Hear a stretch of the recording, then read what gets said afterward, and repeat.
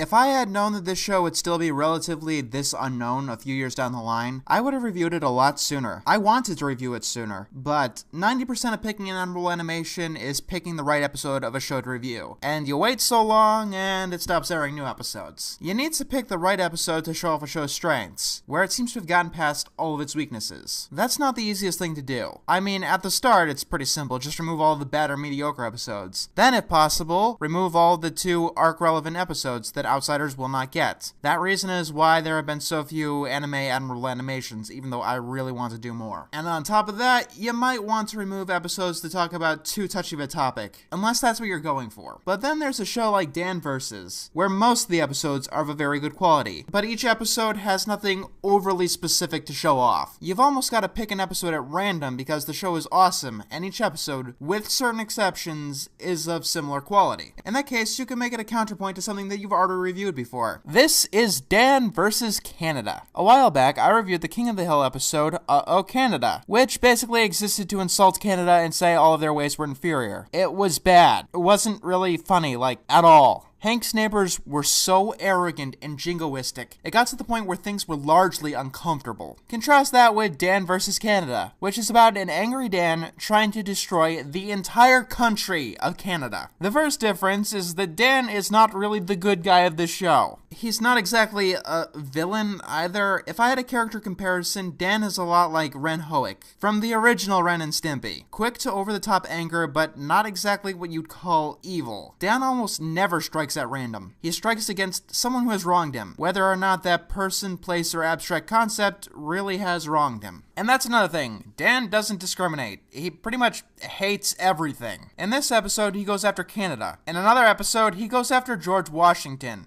What are you doing here? We are going to destroy George Washington. The school or the monument? The person. He goes after New Mexico. Let's see. New Mexico became a state on January 6, 1912, making it the 47th state in the Union. Enough already! You're not helping me here. What are its weaknesses? Weaknesses. How do I hurt it?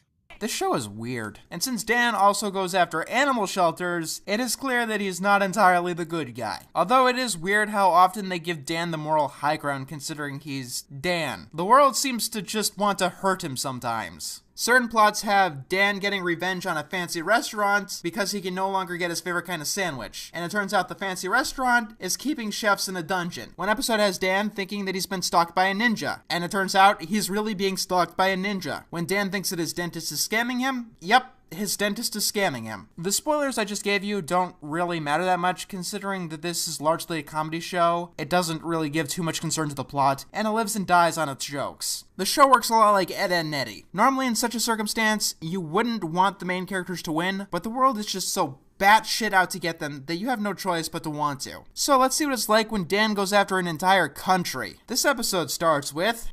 Grab bags. What a scam. They lure you in with something you like.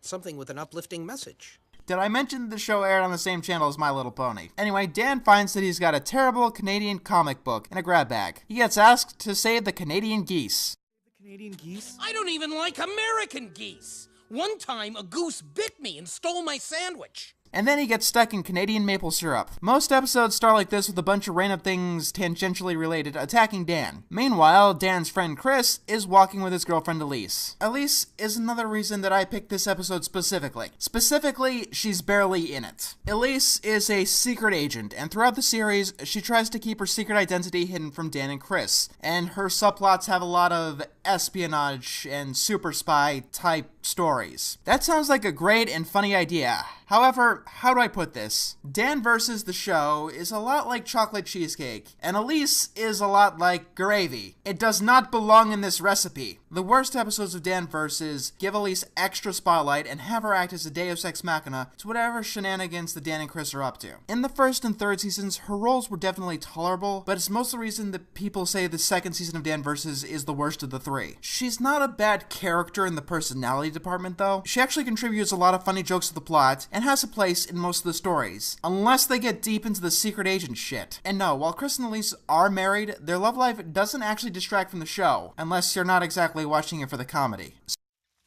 Ah, so clean you could eat off me. I'm not going to do that. I'm just saying you could. Well, I'm not going to. Fine! So anyway, Dan wants to get revenge on the country of Canada for getting covered in syrup. This is so detached from reality and ridiculous that you can't help but find it funny. Whereas in King of the Hill, it tries to have its characters and stories as down to earth as possible. That's what gives that show its strength. But when King of the Hill gets cartoony and farcical, it leads to the absolute worst episodes of the show, like Lupe's Revenge, and the next King of the Hill episode that I'll be tackling, Hank's Choice, which felt like it would be more comfortable in an episode of The Simpsons or Family Guy. Also, you'll notice the animation is not the show's strong suit. That is kind of a problem, but it rarely hinders the show because the comedy is based more on dialogue and situation than flat-out slapstick humor. Working with your weaknesses, you know? So, do we have a plan? Of course. We go to Canada and make them pay for what they did to me. At no point do they take this even close to seriously. Here's what I know about Canada. England and France had a baby out of wedlock. What Dan knows and doesn't know about the world has actually been stated in-universe as completely random. It's like he has a hobby of walking through Wikipedia every so often. Dan gives some frankly ridiculous description of Canadians, and Chris sets him straight in a more cartoony sense. You could put a Canadian in a lineup with a bunch of normal people, and you wouldn't be able to tell. It's revealed that Chris knows so much about Canada because he is 1/16th Canadian. Don't? Then you can get to Canada on your own. I don't even know where Canada is! It's north, you can't miss it. Do you know that it is very hard for me to review a comedy show without just pointing to all the jokes and saying that they're really funny? It's a lot easier than the inverse anyway. I mean, for all 22 minutes, there's very rarely any time without any jokes being said. Oh, well, good evening, eh? So now, what's the purpose of your visit here to Canada? I wish to exact my vengeance upon this blight of a nation. Oh, not today. It's funny, not because he was trying to do something terrible, but because of how badly he failed to do something terrible. That describes a lot of the show, actually. So, they cut through the electric fence and continue to make their way through the Canadian wilderness. What kind of a country is this? They still have all their trees. They're like baby teeth. Let it be known that Dan is a very opinionated person. His plan is to find a massive glacier that could completely cover over Canada and doom it. And Chris gives a story about the weak spot in the glacier. Hey, did I ever tell you about him? No one wants to hear your boring story. It was 100 years ago. So when I say no one wants to hear your boring story, what do you hear? More jerk characters should tell more stupid characters that when they do something stupid. It usually leads to a pretty good funny gag. Chris's great-great-grandfather came out of the woods after years of being thought of as dead. His wife remarried, and that makes him go crazy and tries to kill everyone with an axe. And this got his family to move to America, fleeing for their life. Dan also talks about how Canada is full of Yetis. Maybe he ran across one. Maybe they became friends. Maybe he married one. My great-great-grandfather was not a Yeti lover. Whoa, is that even a thing? It is a thing. A bad, shameful thing. Okay, this show is weird. Also, this show, or at least this episode, has a bit of a thing for running gags. As Dan is about to eat a sandwich, he gets attacked by a gaggle of geese. Also, Chris catches a fish like a bear would. Moving on, after wandering through the wilderness for days, they come across an ice rink. While Chris keeps stalling them by ice skating, Dan melts the rink and steals a Zamboni. This stops 10 minutes later and forces them to walk, where they get to Quebec. What? I hate Quebec. I hate it. I hate it! I hate it! I hate it! Dan tends to hate random things. It's never really for no reason, but sometimes the reasons aren't stated. This leads them to a shady bunch of Quebec people that want to destroy all of Canada. Also, there's a hockey game on the melted ice rink. Your ancestor wasn't crazy after all. Except for the,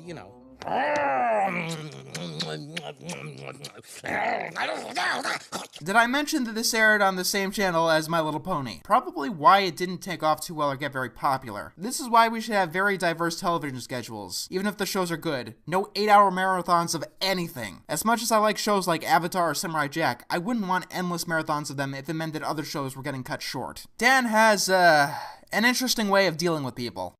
This all about?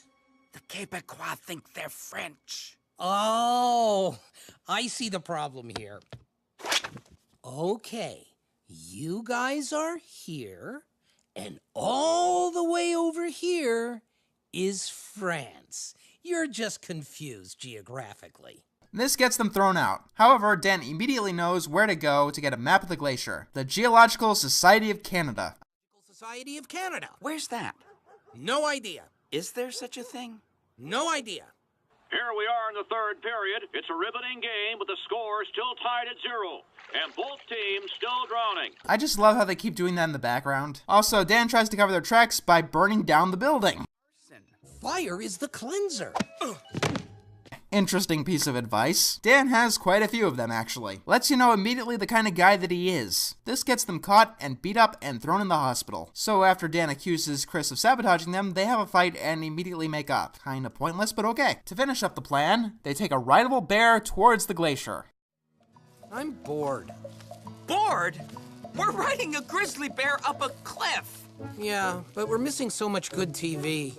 When they get to the glacier, they find Chris's long-dead murderous relative. They steal his axe and find the weak spot in the glacier. Then they get attacked by a yeti, and the show gets pretty weird. Chris turns into a bear for like 5 seconds, and then they find out that this yeti is related to Chris. And apparently that's why his family left Canada. And yeah, unlike most shows of this stature, Dan kinda usually wins. All of the time. Off the top of my head, he was able to win against the state of New Mexico. He won against George Washington, who had been dead for over 200 years. He even won against the concepts of technology and art. This is because most of the time, Dan has been wronged first in some way, shape, or form. He doesn't just attack at random. He has some sort of set of logic. Even if he is completely blowing these minor offenses completely out of proportion, it at least pushes him into the side of the protagonist. The show isn't really seeing Dan succeed though, but rather trying to. It is a weird show.